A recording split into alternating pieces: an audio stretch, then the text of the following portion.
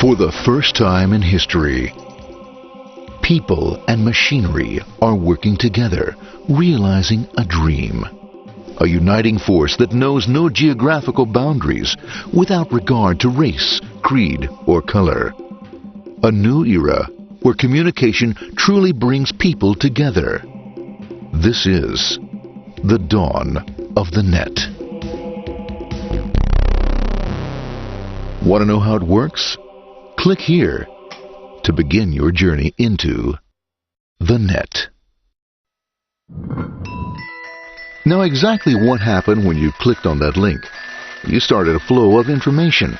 This information travels down into your own personal mailroom, where Mr. IP packages it, labels it, and sends it on its way. Each packet is limited in its size. The mailroom must decide how to divide the information and how to package it. Now, the package needs a label containing important information, such as sender's address, receiver's address, and the type of packet it is.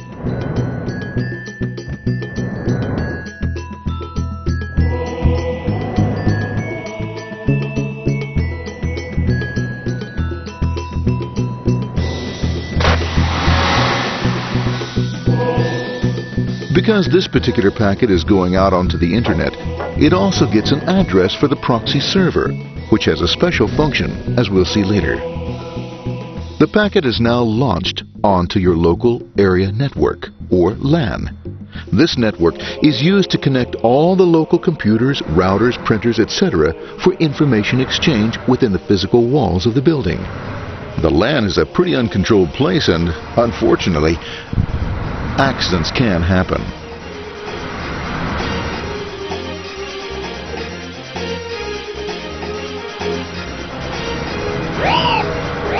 The highway of the LAN is packed with all types of information. These are IP packets, Novell packets, Apple Talk packets. They're going against traffic, as usual. The local router reads the address and, if necessary, lifts the packet onto another network. The router, a symbol of control in a seemingly disorganized world. Sorry about that. Let's put this one here, this one here. This goes here, this one goes here. I don't like this one. Let's go with this one. Let's go here. A little bit left. Let's go with this one here. Another channel here. Let's put that one here. Another one there. Let's put that one here. There he is, systematic, uncaring, methodical, conservative, and sometimes not quite up to speed. But at least he is exact, for the most part. That's one was there, that one was there, that one was there, and this one was there. Another one was there, that was there. He's behind that one, still there, that was there, he was there, oh, was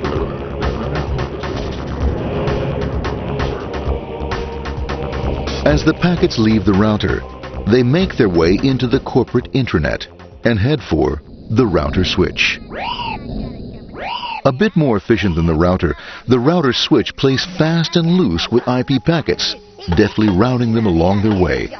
A digital pinball wizard, if you will. Here we go. Here comes another one. And it's another. Watch this, Mom. Here goes. Whoop, we're on the back. Hey, in there, in there, in there. Over the left, over the right, over the left, over the right. You got it. Here it comes. Right down. He shoots. He scores. It's going. Hey, wait. Here, watch out. Here comes another one. Oh, here we go. And it's gone. As packets arrive at their destination, they're picked up by the network interface, ready to be sent to the next level. In this case, the proxy. The proxy is used by many companies as sort of a middleman in order to lessen the load on their internet connection, and for security reasons as well. As you can see, the packets are all of various sizes, depending upon their content.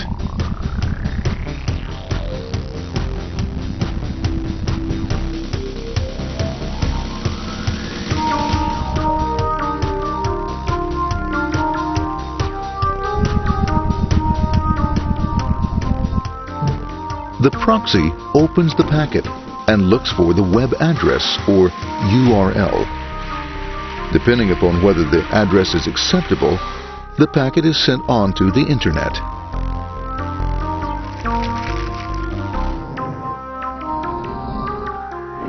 There are, however, some addresses which do not meet with the approval of the proxy, that is to say, corporate or management guidelines. these are summarily dealt with. We'll have none of that.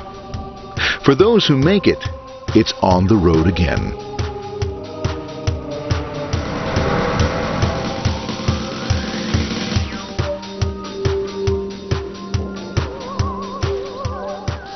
Next up, the firewall. The corporate firewall serves two purposes. It prevents some rather nasty things from the internet from coming into the intranet, and it can also prevent sensitive corporate information from being sent out onto the internet. Once through the firewall, a router picks up the packet and places it onto a much narrower road, or bandwidth, as we say. Obviously, the road is not broad enough to take them all. Now you might wonder what happens to all those packets which don't make it along the way. Well, when Mr. IP doesn't receive an acknowledgement that a packet has been received in due time, he simply sends a replacement packet. We are now ready to enter the world of the Internet. A spider web of interconnected networks which span our entire globe. Here, routers and switches establish links between networks. Now, the net is an entirely different environment than you'll find within the protected walls of your LAN. Out here, it's the Wild West. Plenty of space, plenty of opportunities, plenty of things to explore and places to go. Thanks to very little control and regulation, new ideas find fertile soil to push the envelope of their possibilities. But because of this freedom, certain dangers also lurk. You'll never know when you'll meet the dreaded ping of death. A special version of a normal request ping, which some idiot thought up to mess up unsuspecting hosts. The paths our packets take may be via satellite, telephone lines, wireless, or even transoceanic cable. They don't always take the fastest or shortest routes possible, but they will get there. Eventually. Maybe that's why it's sometimes called the worldwide wait. But when everything is working smoothly, you can circumvent the globe 5 times over at the drop of a hat. Literally. And all for the cost of a local call or less. Near the end of our destination, we'll find another firewall. Depending upon your perspective as a data packet, the firewall could be a bastion of security or a dreaded adversary. It all depends on which side you're on and what your intentions are. The firewall is designed to let in only those packets that meet its criteria. This firewall is operating on ports 80 and 25. All attempts to enter through other ports are closed for business.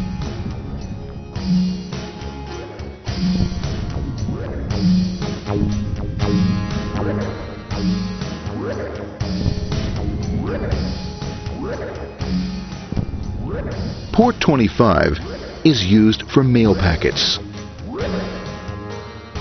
while Port 80 is the entrance for packets from the Internet to the web server. Inside the firewall, packets are screened more thoroughly. Some packets make it easily through customs, while others look just a bit dubious. Now, the firewall officer is not easily fooled, such as when this ping of death packet tries to disguise itself as a normal ping packet. It's okay, go on, it's okay, no problem. Have a nice day. We out of here. Bye. For those packets lucky enough to make it this far, the journey is almost over. It's just a line up on the interface to be taken up into the web server. Nowadays, a web server can run on many things, from a mainframe to a webcam to the computer on your desk. Why not your refrigerator? With a proper setup, you can find out if you have the makings for chicken cacciatore or if you have to go shopping. Remember, this is the dawn of the net. Almost anything's possible. One by one, the packets are received, opened, and unpacked. The information they contain, that is, your request for information, is sent on to the web server application.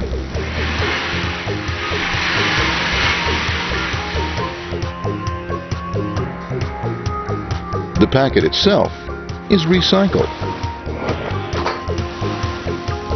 ready to be used again, and filled with your requested information.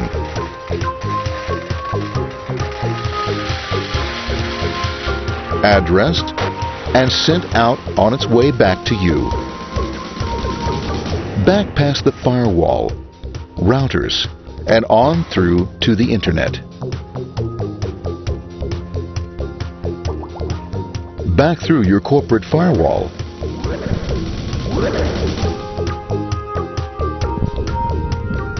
And onto your interface. Ready to supply your web browser with the information you requested. That is, this film.